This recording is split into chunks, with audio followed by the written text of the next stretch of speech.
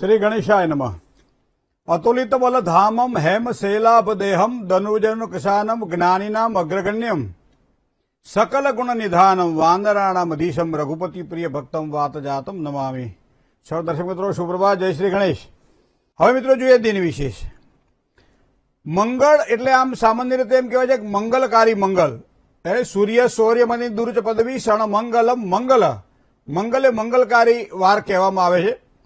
મંગળને શ્રેષ્ઠ માનવામાં આવે છે, પણ ચોકડિયામાં જુઓ તો પછી મંગળનું ચોકડિયું સારું નથી અને ગામડામાં કદાચ આપણી લોકબોલીમાં કહીએ તો એમ કે મંગળ એટલે માંદોવાર, આવો એક શબ્દ પ્રયોગ છે। પણ માંદોવાર એટલે કઈ રીતે માંદોવાર?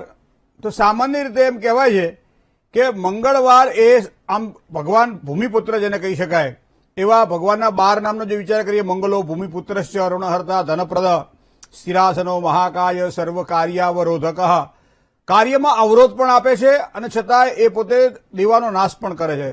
તો એનો મતલબ આજે આપણે વાત કરવી છે કર્જ મુક્તિ, એટલે ઋણ મુક્તિ માટે શું કરવા જોઈએ ઉપાય, અને એમાં આજે મંગળવાર છે। તો મંગલાય નમસ્તુભ્યમ સર્વ મંગલદાયક વાયનેન ચ સંતુષ્ટમ કૃત્વૈમ મનોરથા। અગ્નિના બે રીતે ઉપયોગ કરીએ છીએ, એક તો દાહક અગ્નિ છે, એક પાવક અગ્નિ છે। યજ્ઞની અંદર જ્યારે આહુતિ આપીએ ત્યારે એ અગ્નિના અલગ અલગ પ્રકારના આપણને નામ જોવા મળે છે। ક્યાંક શાંતિ કર્મ કરવાનું હોય ત્યારે વરદ નામનો અગ્નિ જોવા મળે છે, મૃડ નામનો અગ્નિ જોવા મળે છે, અલગ અલગ પ્રકારના અગ્નિ આપણને જોવા મળે છે। એ જ પ્રમાણે આપણા શરીરની અંદર પણ અગ્નિ તત્વ છે। એ અગ્નિ તત્વના કારણે આપણને ક્રોધ આવે છે અને ક્રોધના કારણે એમ કહેવાય છે ભાઈ આનો મંગળ ભારે હશે। પહેલા ચોથા સાતમા આઠમા કે 12મા સ્થાનમાં મંગળ હોય ત્યારે મંગળ દોષ લાગે। શું કામ? કે એનો સ્વભાવ થોડો કમ ગરમ હશે, તો આ પણ મંગળના આધારે જોઈ શકાય છે। સાથે સાથે કોઈ પણ કાર્ય જ્યારે કરવાનું હોય ત્યારે વેગથી ન કરીએ અને ધીમી ગતિએ કરીએ, કામમાં સફળતા ના મળે એનું કારણ પણ મંગળ હોઈ શકે। તો મંગળ જ્યારે માંદો હોય ત્યારે આ બધી વસ્તુઓ કરાવડાવે કે સમયસર કામ ન થવા દે, કારણ કે બપોરે ભોજન તો તૈયાર થઈ જાય પણ ખાવાવાળો 2:30 વાગે ખાય અને પછી કે મને ગરમ આપો, તો ભોજન તો 12 વાગે થઈ ગયું છે, તો અગ્નિ તત્વ અંદરથી નીકળી ગયું છે, હવે એમાં શીતળતા રહી છે, વાયુ તત્વ રહ્યું છે, તો એ વાયુ તત્વવાળું ભોજન તો હંમેશા ઠંડુ જ રહેવાનું। ગરમમાં જે ભોજનમાં મજા આવે, ઠંડા મજા ના આવે। આ બધી વસ્તુઓ મિત્રો આપણા વ્યવહારની અંદર આ ગ્રહો આપણને ક્યાંક ને ક્યાંક સમજ કરાવે છે। તો એવા સમયે દેવું એટલે કે કરજ ક્યારે ઉતારી શકાય, કરજ ક્યારે કરવું જોઈએ, શું કરવાથી આ મંગળવારના દિવસે સફળતા મળે, એની નાની મોટી વાતો આપણે આજે વિચાર કરવો છે। પહેલા તો ક્ષણ મંગલમ મંગલમ, મંગલ એટલે મંગલકારી મંગલ માનવામાં આવે છે। શુભ કોઈ પણ કાર્ય હોય ત્યારે એમ કહેવાય છે કે મંગળવારને સારો વાર માનવામાં આવે છે, અને એટલા માટે કોઈ પણ પ્રસંગને લગતી પહેલા આપણે શું લખીએ? માંગલિક પ્રસંગો, મતલબ કે મંગલકારી પ્રસંગ છે। હવે આ દિવસે કોની પૂજા કરવાથી સારી સફળતા મળે, ઋણમાંથી મુક્તિ મળે? તો મિત્રો મંગળવારે 2 દેવોની ઉપાસના આપણે કરતા હોઈએ છીએ। આપણે બધાને ખબર છે ગણપતિ બાપાની પૂજા કરવાની હોય ત્યારે આપણે મંગળવારે કરીએ, એ ઉપરાંત હનુમાનજી મહારાજની પૂજા કરવાની હોય ત્યારે શનિવારે પણ કરીએ અને મંગળવારે પણ કરીએ। તો મંગળવારને વિશેષ પ્રાધાન્ય પૂજામાં આપવામાં આવે છે। શનિવારે ઉપાસના માટે, શનિવારે હનુમાન ચાલીસાનો પાઠ કરી હનુમાનજીના દર્શન કરવા માટે, પણ કોઈ પૂજા પાઠ કરવાના હોય ત્યારે હનુમાનજી મહારાજને મંગળવારે યાદ કરવા જોઈએ। એ સિવાય ભૈરવની ઉપાસના હોય, કોઈ વીરની ઉપાસના હોય તો પણ એમ કહેવાય છે કે એમાં પણ મંગળવારને શ્રેષ્ઠ માનવામાં આવે છે। તો આ બધા મંગળના મંગલકારી લક્ષણો છે મિત્રો। તો સામાન્ય રીતે તમે કોર્ટ કચેરીને લગતા કામકાજ કરવાના હોય, કાવાદાઓને લગતા કામકાજ કરવાના હોય, વીજળી વિદ્યુત જેને કહી શકાય, એ ઉપરાંત અગ્નિ, કોઈ પણ ધાતુ, આના વિશે કોઈ પણ જયારે નિર્ણયો લેવાના હોય અથવા તો ખરીદ વેચાણ કરવાનું હોય ત્યારે પણ એમ કહેવાય છે મંગળવારે સારામાં સારો વાર માનવામાં આવે છે।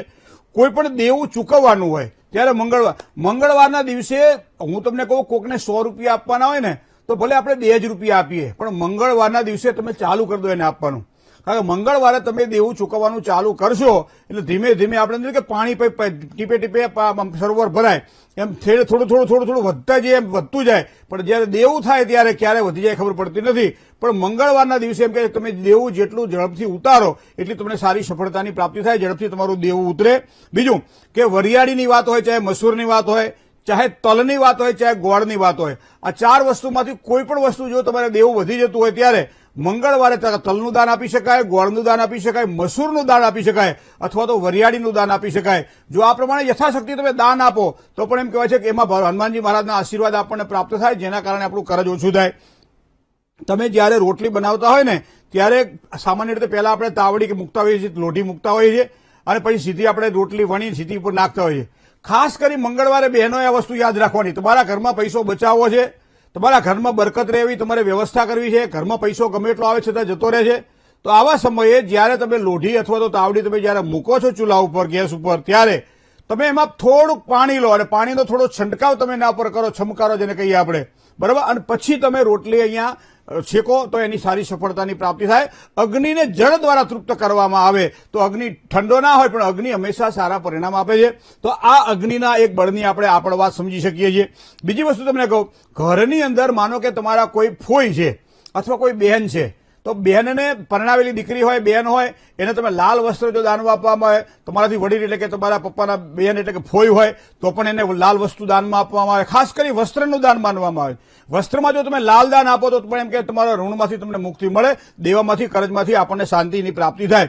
બને ત્યાં સુધી મંગળવારના દિવસે કોઈને ઉછીનું આપવું નહીં અને મંગળવારના દિવસે કોઈની પાસે ઉછીનું લેવું નહીં. ઉપરથી કોઈ લીધું હોય તો દઈ દેવું, પણ કોઈની પાસેથી બને ત્યાં સુધી મંગળવારે ઉછીનું લેવું નહીં. નહીં તો મંગળવારે એક વખત તમે જો ઉછીનું લઈ લો તો લાંબા સમય સુધી તમે ચૂકવી શકતા નથી અથવા તો કોઈને આપી દો તો ઝડપથી પાછું આવતું નથી. આ મંગળનો પ્રભાવ છે મિત્રો. ઘણી વખત આપણે લોન લેતા હોઈએ છીએ, કર્જ લેતા હોઈએ છીએ, કોઈ દેવું કરતા હોઈએ છીએ, તો મંગળવારના દિવસે આ ન થાય એનું જો ધ્યાન રાખવામાં આવે તો ગ્રહો આપણને અનુકૂળ બનતા હોય છે. હવે તમને કહું, જ્યારે પણ કોઈ એવું લાગે કે મોટું કરે, અમારે ત્યાં બધા જોવડાવવા માટે આવતા એમને ખબર છે મોટું કર્જ થઈ ગયું છે, બહુ મોટું કર્જ થઈ ગયું છે અને એના કારણે વ્યાજના ચક્રમાં ફસાયેલો આ જીવ ક્યારેય પોતે બે પાંદડે નથી થતો અને એના કારણે આખું ઘર પરેશાન રહ્યા કરે છે.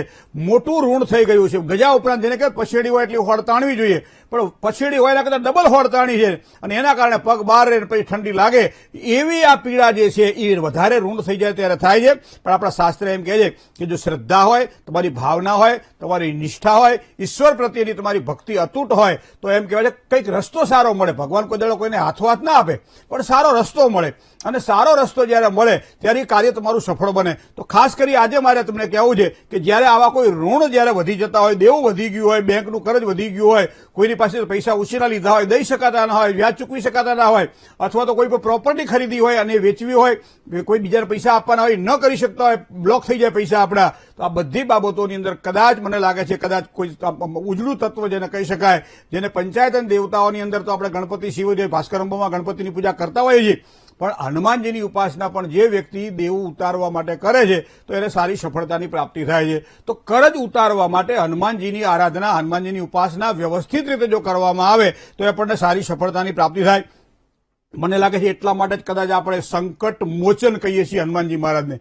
શું કામ? કે મારા સંકટોને દૂર કરે. આ કરે જે સંકટ જ થયું ને તો સંકટને દૂર કરે એવા સંકટ મોચન ભગવાન શ્રી હનુમાનજી મહારાજનો આશ્રય લેવામાં આવે. તમે જોજો હનુમાનજીની જેમ માણસ પૂજા કરે ને એ ખાસ કરી યુવાનો માટે હનુમાનજીની પૂજા કરે ને એને ખોટા વિચાર ના આવે.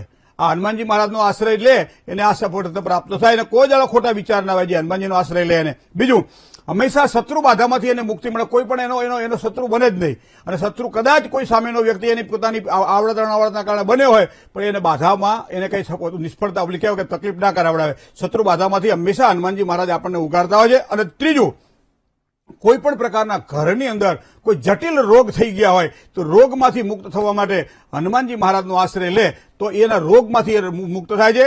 તો ઋણ, રોગ અને શત્રુ આ ત્રણેયમાંથી જો કદાચ કોઈ મુક્ત કરી શકતું હોય એવું કોઈ બળ હોય તો એ હનુમાનજી મહારાજનું બળ છે. તો હવે કઈ રીતે આની પૂજા કરવી? તો હું તો તમને કહું કે 27 મંગળવારનું આ વ્રત કોઈ પણ વ્યક્તિ કરે તો એને સારી સફળતાની પ્રાપ્તિ થાય. 27 મંગળવાર દરમિયાન કહેવાય અખંડ ભક્તિ જેની હનુમાનજી મહારાજની કરે. કઈ રીતે કરવી જોઈએ? તો કે સામાન્ય રીતે મંગળવારના દિવસે સવારથી સાંજ સુધી બને ત્યાં સુધી પ્રસન્નતા મન ઉપર રાખવી. ગમે એવા ખોટા વિચારો હોય ગમે એને દૂર કરી દેવા, ચહેરા પર પ્રસન્નતા જ રાખવી. બીજું, નક્ત ભોજન, એક વખત ભોજન કરવું. બપોરના સમયે, મધ્યાહનો જે સમય હોય ને એ સમયે ઘણા લોકો રાત્રે પણ ભોજન કરતા હોય એકટાણું કરવા માટે. ના, મધ્યાહના સમયે આપણો જે જઠરાગ્નિ છે પ્રદીપ્ત હોય એવા સમયે ભોજન કરવામાં આવે અને પછી એનું વ્રત કરવામાં આવે તો સારી સફળતાની પ્રાપ્તિ થાય એક ટાઈમ. બીજું, બને ત્યાં સુધી જે લોકોને ઋણ મુક્તિ માટે પ્રયત્ન કરવાના ઠીક છે પણ જે દરેક લોકો માટે પણ એમ કહેવાય છે કે મંગળવારે મીઠું ઓછું ખાવું. તેનો મતલબ કે જ્યાં નમક આવતું હોય એ નમક બને ત્યાં સુધી ટાળવું જોઈએ અથવા તો જેટલું ખાતા હોય એના કરતાં ઓછું ખાવું જોઈએ.